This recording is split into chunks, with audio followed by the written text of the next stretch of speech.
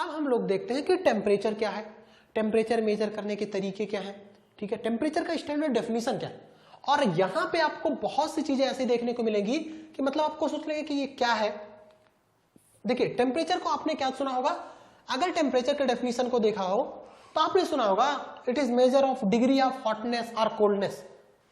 Question ये आता है कि क्या ये डेफिनेशन करेक्ट है, और अगर करेक्ट नहीं है तो क्या ये इनकरेक्ट है, और अगर ये इनकरेक्ट है तो कहां तक करेक्ट है या कहां तक इनकरेक्ट है। इस चीज को पहले समझते हैं। मोस्टली हर जगह पे ये डेफिनेशन दे दिया जाता है, लेकिन अगर आपसे कभी कोई पूछे तो आप इस डेफिनेशन को देने के साथ साथ कुछ और चीजें बोलिए। वो क्या चीजें बोलिए, पहले उनको हम समझते हैं कि एक्चुअली ऐसा क्यों नहीं बोल सकते डायरेक्टली, या अगर ऐसा बोल सकते हैं तो किस कंडीशन में बोल सकते हैं, इस बात को समझने की कोशिश करो। सपोज करिए ये आप है ना, और आपके पास 3 बीकर है, one is hot, another is warm, last one is the cold. Cold ये ठंडा है, ये थोड़ा सा गर्म है, ये बहुत ज्यादा गर्म है। ओके, आपने हाथ डाला इसमें, आपने हाथ डाला, आपने कहा ये बहुत गर्म है, इसको डाला थोड़ा सा गर्म है, इसको डाला ठंडा है। आपने क्या कहा कि सर ये हॉट है, ये वार्म है, ये कोल्ड है। बढ़िया, आपके दिमाग में क्या आया, आपके दिमाग में आया सर इसका टेम्परेचर ज्यादा, इसका टेम्परेचर ज्यादा, इसका टेम्परेचर बीच में से T1, दिस इज T2, इसका टेम्परेचर सबसे कम, meaning T1 is more than T2 is more than T3। बोलो, ये आपके दिमाग में आया होगा ना। अरे यार हर किसी के दिमाग में आएगा, सिंपल सी बात है। तो इसका मतलब सर जो ये डेफिनेशन दिया हुआ है सही है। मैंने ये नहीं कहा था कि ये गलत है, मैंने कहा था कि ये ऐसा डेफिनेशन है जो आपको कंफ्यूजन क्रिएट कर सकता है। तो सही, गलत नहीं है, लेकिन ये फिजिकल सिग्निफिकेंस देता है, मतलब कि आप टच करके देख सकते हैं। लेकिन मैंने अगर आपसे पूछा कि बच्चा ये बताओ T1 की वैल्यू क्या है, आप कहोगे नहीं पता सर, नहीं पता मुझे, लेकिन ये मैं कह सकता हूं ये हॉट है तो इसका टेम्परेचर ज्यादा होगा, इसका टेम्परेचर ज्यादा होगा। हाँ अच्छा, यानी कि एक परेशानी ये आ गई कि मैं किसी चीज को छू के उसका टेम्परेचर नहीं बता सकता। इस डेफिनेशन में ये कहीं नहीं लिखा है कि ये आपको टेम्परेचर की वैल्यू दे देगा, ना दे पाएगा। ये आपको सेंसिटिविटी दे देगा कि वो हॉट है कि कोल्ड है कि वार्म है, लेकिन उसकी वैल्यू नहीं दे पाएगा। आप तब भी खुश हुए कि सर देखो बहुत बड़ी परेशानी तो नहीं है इस डेफिनेशन के साथ, और डेफिनेशन तो कह भी रहा है कि ये मेजर है, वैल्यू नहीं देगा। एक तो ये लिमिटेशन आपकी बात समझ में आई, लेकिन सर बहुत इंपॉर्टेंट डेफिनेशन समझ में आ गया कि सर ये अगर हॉट होगा, ये कोल्ड होगा, ये वार्म होगा, तो मैं कह सकता हूं कि ये वाला गर्म है, ये वाला ठंडा है, ये वाला बीच में है। इतना भी आसान नहीं है इस वाले कंडीशन में ऐसा हुआ माय डियर, क्योंकि मैंने अज्यूम किया है कि इसके अंदर पानी पानी पानी भरा हुआ है, या कोई एक सब्सटेंस है जो, अब ऐसा नहीं कि इसमें पानी है, इसमें अल्कोहल है और इसमें पेट्रोल है, नहीं, तीनों में एक है। तो आपने बता दिया, चलो मैं भी आपको समझ में नहीं आया हो, आगे बढ़ते हैं। अभी मैं आपको एक और एग्जांपल देता हूं, वहां से सब चीजें क्लियर हो जाएंगी। एक बात एक क्लियर आया कि नहीं, अगर ये हॉट है तो इसका टेम्परेचर ज्यादा होना चाहिए, ये मेरा खोपड़ी का था, दिमाग का था। ये वार्म है तो बीच में होना चाहिए, ये ठंडा है तो इसका सबसे कम होना चाहिए, ये हमारा सेंस का था। हाँ, मैं एक एग्जांपल आपको बताता हूं, चलिए छोड़िए, एक एग्जांपल और लेते हैं, एक एग्जांपल लेते हैं, यहां समझिए, ठीक है। तो एक चीज और समझ में आ गया कि भैया ये न्यूमेरिकल वैल्यू तो नहीं देगा, ये डेफिनेशन न्यूमेरिकल वैल्यू नहीं देगा, ये एक परेशानी इसके साथ हो गया, ठीक है। और क्या परेशानी, ये इतना आसान डेफिनेशन नहीं है, ये परेशानी भी क्रिएट कर सकता है। फर्दर मोर आवर सेंस में भी मिसलीडिंग, जिसको मैं गर्म कह रहा था। चलो मैं एक एग्जांपल देता हूं, छोड़ो इसे। ये देखिए, बहुत सिंपल से एग्जांपल लग रहे होंगे।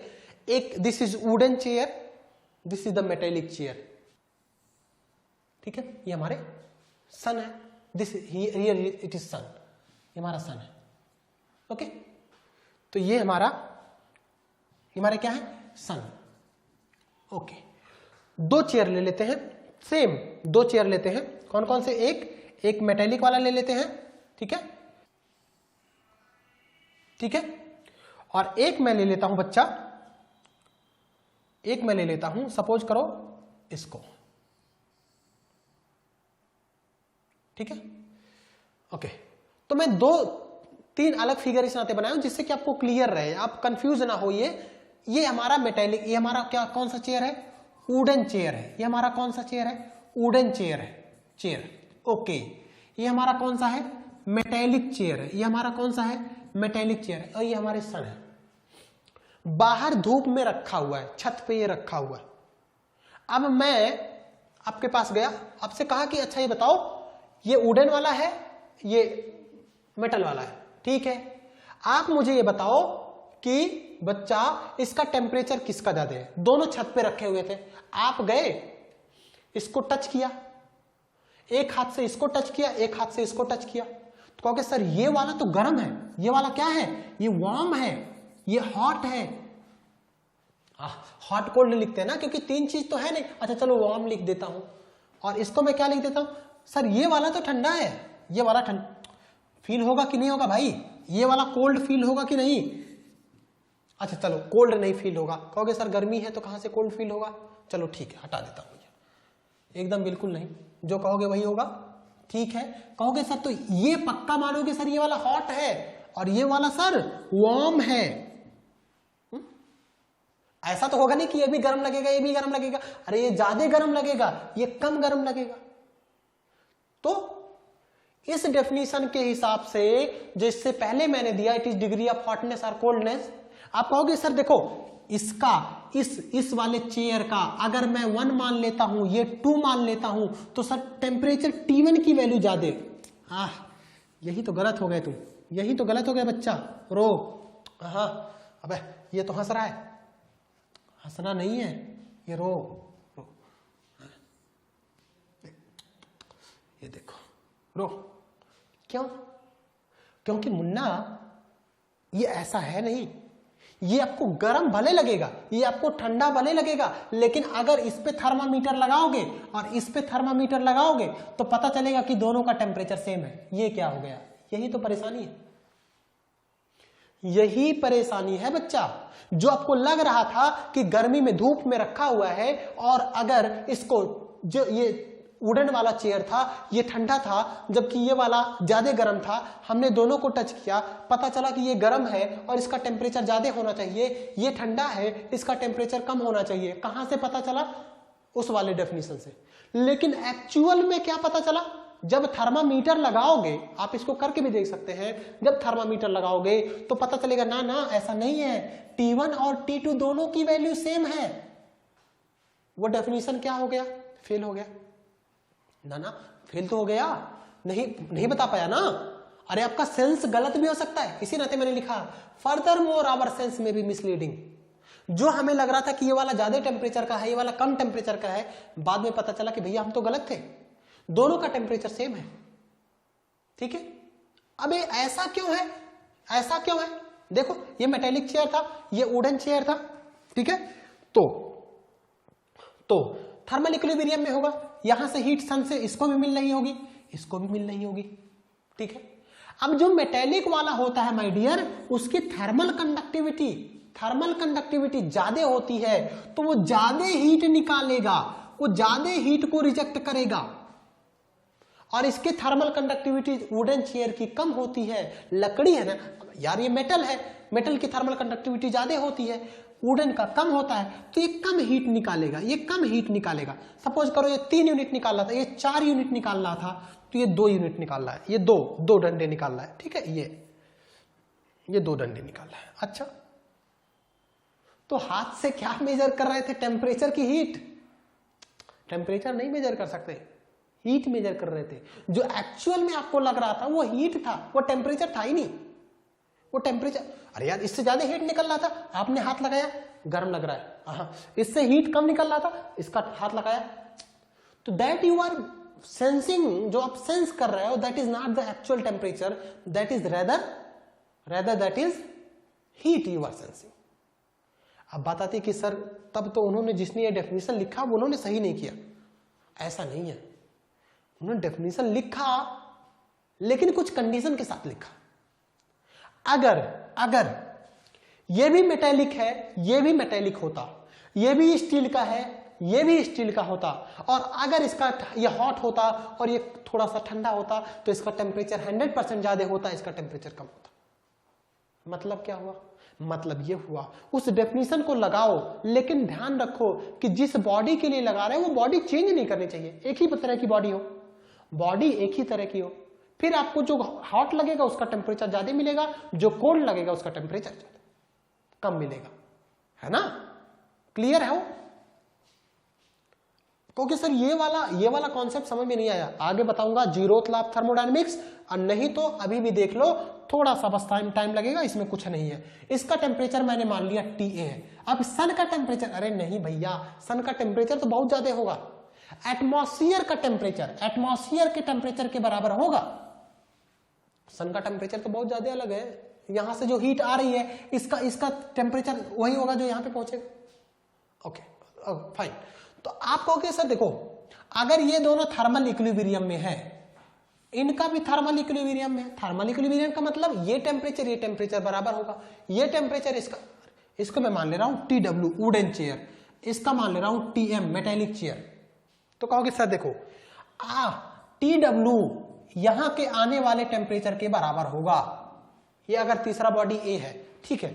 अब इसका मतलब ये नहीं कि सन के टेम्परेचर के बराबर होगा, उतना भाई उतना तो हीट आ ही नहीं रही ना, जो रेज आ रही है उनके टेम्परेचर को देखो, ठीक है सर। ये दोनों भी बराबर होंगे तो TA बराबर T मेटल, ठीक है।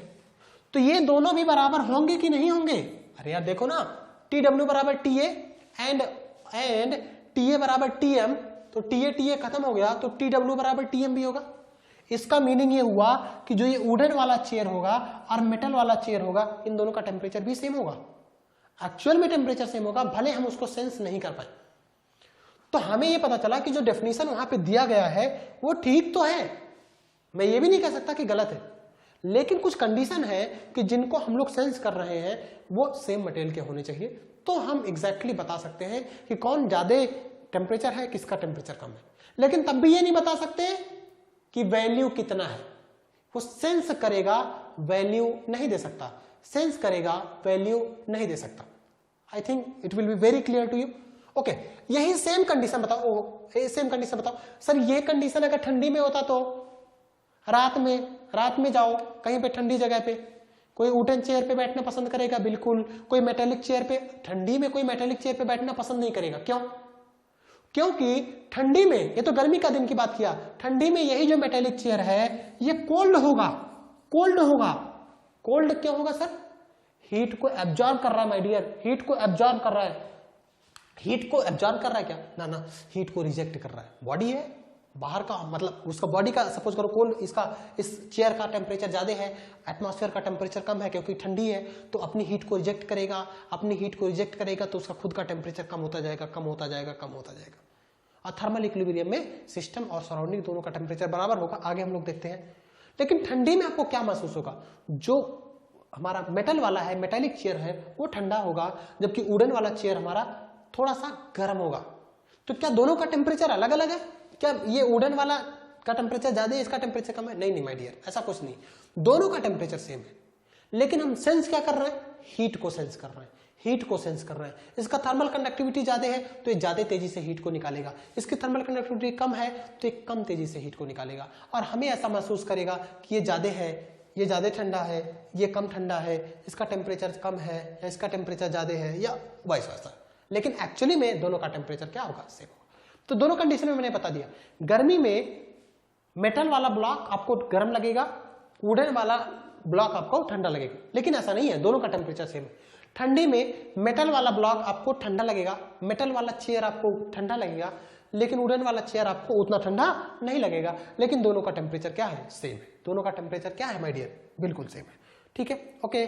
सो here I am written for example, जैसे मैंने यहाँ पे लिखा कि हमारा गलत भी सोच सकते हैं, गलत भी हो सकता है। ये कैसे हो सकता है गलत? ये लिखा है मैंने एग्जाम्पल, जो वही आपको अभी समझाया है कि a metal chair for example will feel much colder than wooden one even when both are at the same temperature। दोनों का टेम्परेचर सेम होगा तो भी आपको ऐसा लगेगा कि मेटल वाला ज्यादा ठंडा है। किस में? ठंडी के दिन में। ये वाला थोड़ा सा रिलेटिवली वार्म है। क्लियर है? तो अब परेशानी ये हुई कि सर अब इसका एग्जैक्ट डेफिनेशन कुछ दो, ठीक है?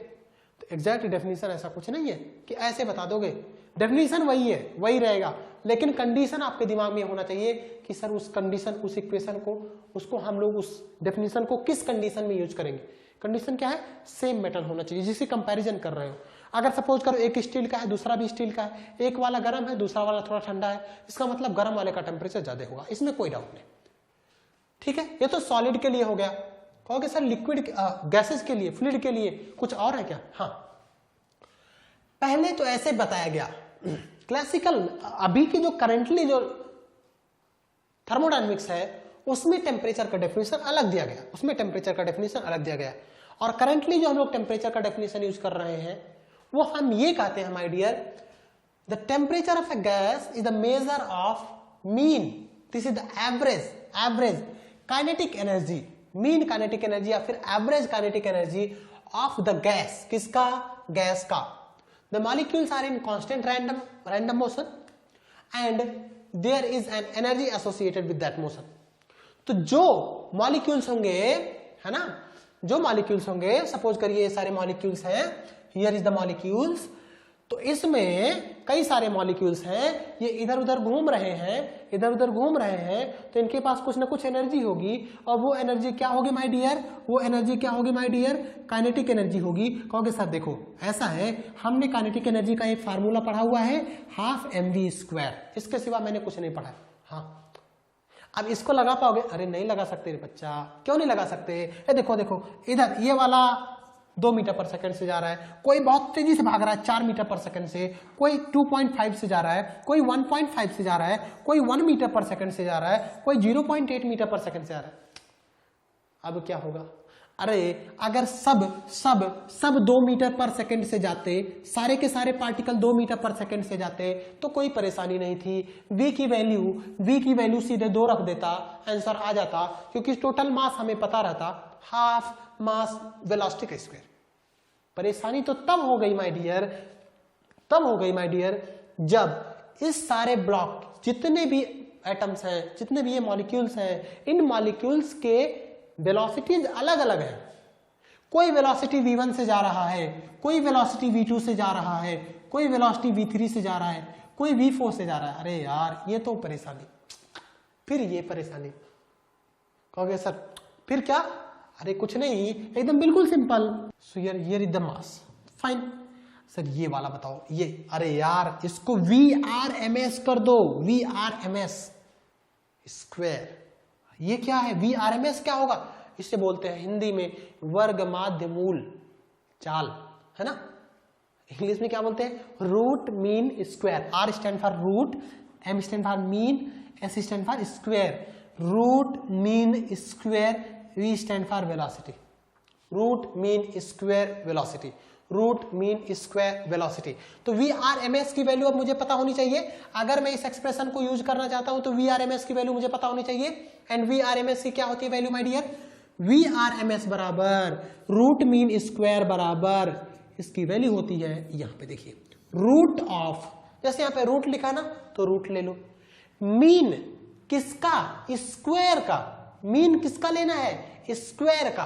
अब देखो अगर इसमें 4 पार्टिकल हैं, मैं कंसीडर कर रहा हूं 4 पार्टिकल हैं, ऐसे आप कितने भी पार्टिकल ले सकते हैं और उनकी वेलोसिटी v1 है, v2 है, v3 है, v4 है, तो आप कहोगे सर ऐसा करो, जितने इंडिविजुअल पार्टिकल हैं उनका स्क्वायर करते चले जाओ। देखो Munna, v1 square, v2 square, v3 square, कितने तक? अरे यार जितने हो n, suppose n numbers are there, तो सबको vn स्क्वायर, पक्का ऐसे कर दोगे? ये तो स्क्वायर हो गया। अब इसका मीन लो, पहले स्क्वायर करो, मीन लो। मीन लोगे तो क्या होता है? टोटल सम बटे नंबर, टोटल सम बटे नंबर। तो बटे नंबर करने के लिए क्या करोगे? सर बटे नंबर करने के लिए मुझे जितने टोटल नंबर हैं उनको डिवाइड करना पड़ेगा, टोटल नंबर से डिवाइड करना पड़ेगा। और ये हो गया मुन्ना, ये हो गया VRMS, root mean square velocity. ठीक है, रूट मीन स्क्वायर, और ये हमारी क्या बन जाएगी? Kinetic energy, half mv²। और यही बेसिकली क्या शो करेगा? टेम्परेचर के शो करेगा, टेम्परेचर को शो करेगा किसके, गैस को। ज्यादा टेम्परेचर तो ज्यादा काइनेटिक एनर्जी, ठीक है, और तेजी से घूमेगा, जितना तेजी से घूमेगा उतना ही टेम्परेचर ज्यादा होगा। ओके।